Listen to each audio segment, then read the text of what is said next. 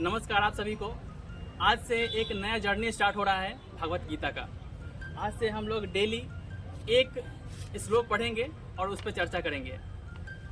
हम उतना बड़े नहीं हैं, हमारा माइंड उतना विकसित नहीं है कि इसका हर एक बात समझ में आ जाए, लेकिन फिर भी जितना हो सके उतना प्रयास करेंगे। आज का पहला श्लोक है धृतराष्ट्र उवाच धर्म क्षेत्रे कुरुक्षेत्रे समवेतायुयुत्सव मामका पांडवाश्चैव किम कुर्वर्त संजय।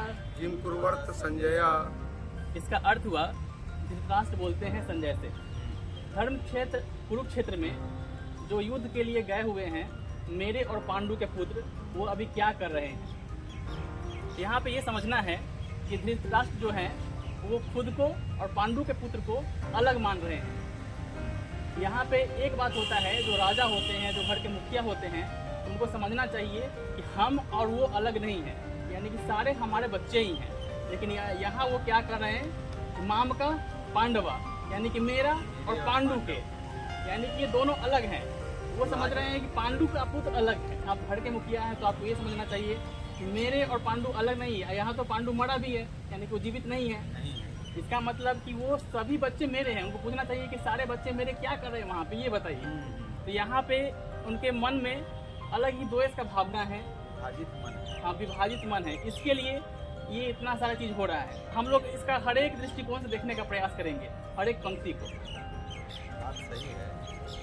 एक मुखिया होने के नाते और वो भाई के पुत्र थे, परिवार में जब इकट्ठा सभी लोग रहते हैं और वो राजा भी है,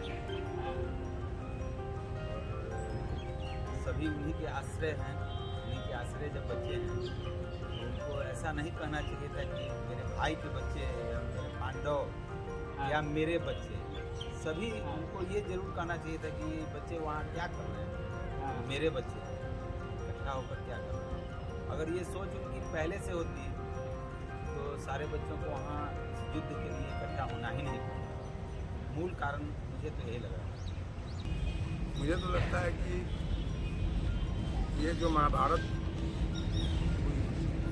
उसमें दुर्योधन, दुशासन या कौरव पक्ष से जितने भी लोग महाभारत का युद्ध लड़े, सारे लोगों से ज़्यादा जो स्वयं महाराज युधिष्ठिर। अगर जो महाराज युधिष्ठिर सही तरीके से राजा का जो कर्तव्य होता है, राजा का जो अपने प्रजा के प्रति व्यवहार होता है, अरे राजा को तो अपने प्रजा को अपना समझना है। ये तो अपने बच्चे से घर के, उन्होंने इस बात को छोड़ दिया। उसी दिन महाभारत रखा गई और संजय जो है आज भी इनका मोह नहीं जा रहा है। लड़ाई हो रही है, महाभारत हो रहा है, लेकिन आज भी इनका मोह यश का तश बना हुआ है। आज भी यह संजय से पूछ रहे हैं कि वहाँ पर क्या हो रहा है, हमारे बच्चे और पांडव के बच्चे क्या कर रहे हैं। आज तो उनको हीरा से शयन कक्ष में फटफटाते हुए होना चाहिए था, लेकिन आज भी उनका मोह संजय से पूछ रहा है कि हमारे बच्चे और पांडवों के बच्चे वहाँ क्या कर रहे हैं। एक चीज़ इसमें और होता है, जो धृतराष्ट्र हैं वो देख नहीं सकते हैं, वो अंधे हैं। साथ में उनकी जो पत्नी है गांधारी, वो भी क्या करती है, अपने आँखों में पट्टी बांध लेती है। क्यों? वो बोलती है कि मेरे पति जब नहीं देख सकते हैं तो हम भी नहीं देखेंगे दुनिया को, हम भी अपने आँखों में पट्टी बांध लेते हैं। ये कितना गलत है। जब आप इतने ऊपर में हैं, जब आप किसी का सहारा बनने वाले हैं, उस समय आप बोले हैं कि नहीं ये जैसे हैं वैसे ही हम भी। आपको तो सोचना चाहिए कि जब ये नहीं देख सकते हैं तो हम इनका आंख बंद करके दुनिया को देखेंगे और जो सही है गलत है वो बताएंगे। यही कारण है कि इतना महाभारत हुआ और उनके बच्चों को सही संस्कार नहीं मिल पाया। मुझे ऐसा लगता है। एकदम आपने बच्चों को नहीं देखा, आपने जो कहा वो एकदम बिल्कुल सही बात है। दो परावलंबी बन गए। कोई उठा कर बैठाता होगा, चलती होंगी, खाती होंगी, कपड़ा पहनाता होगा। और बच्चों को ये बात सही है कि जब सही गलत को नहीं देखी तो उचित संस्कार बच्चों को नहीं मिलता है। और यही हम भी आज के समाज में करते हैं। वो जब नहीं कर रहे हैं तो हम क्यों करें? हम भी क्या करते हैं, अपने आंखों पे पट्टी बांध लेते हैं। जो गलत हो रहा है उसको होने देते हैं। इसका सार यही निकलता है कि हम लोगों को मुख्य दर्शक बन करके नहीं रहना चाहिए।